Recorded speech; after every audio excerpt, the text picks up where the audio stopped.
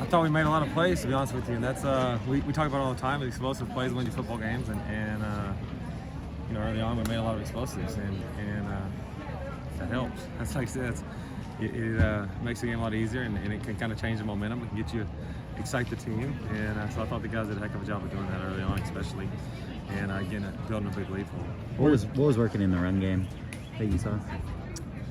I have to go watch, but you know, I think that we because we were hurting them through the air, you know, they were trying to play one-on-one and they got hurt with it. We got a lot of light boxes, and we're able to take advantage of those. And then even into some heavier boxes, I thought we ran the ball really well. And like I said, I have to go back and look on tape, like what we did better, what we did well. I thought we were really efficient, and if I were guessing, we probably play physical. That's usually what it comes down to. If you finish blocks, good things happen because we can get them hatted up, but it comes down to finishing them and running through a couple arm tackles. I thought the running backs did it. We had some good examples that run through some arm tackles and get a few extra yards for us, and that helps.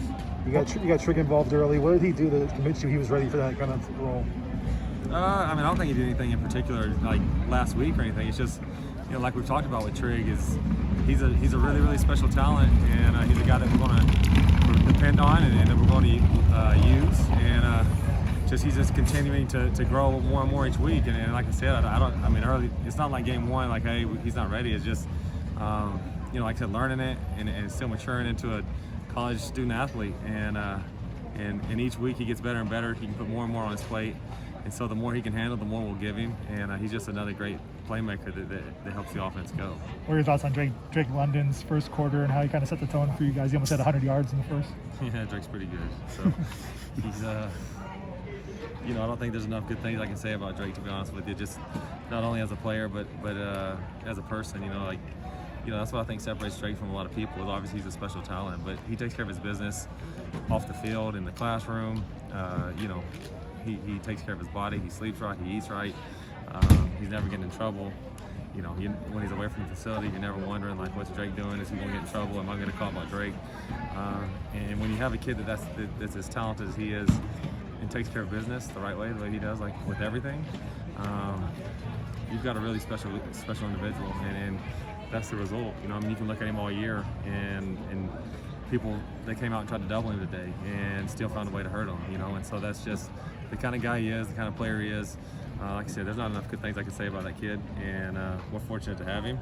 He'll continue to be a big part of this offense, obviously, but that first quarter, you know, he wasn't necessarily open and made some unbelievable catches, but that's just, like I said, that's just Drake, and you know, that's the thing is we almost expect that now, you know, and I think the expectation is so high for him, it's probably unfair, but when he makes plays like that and you see it every single week, it's like, well, if it's close, he's going to make it, so let's just keep throwing it to him. How close do you think you are to getting all three facets of the offense working together in singing? Today, the tight ends seem to disappear a little bit.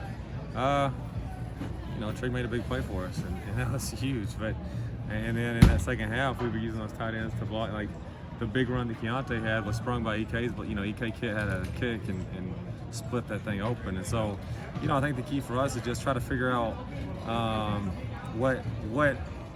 what's going to give them problems. And early on, what we were going to give them problems was it being in open sets.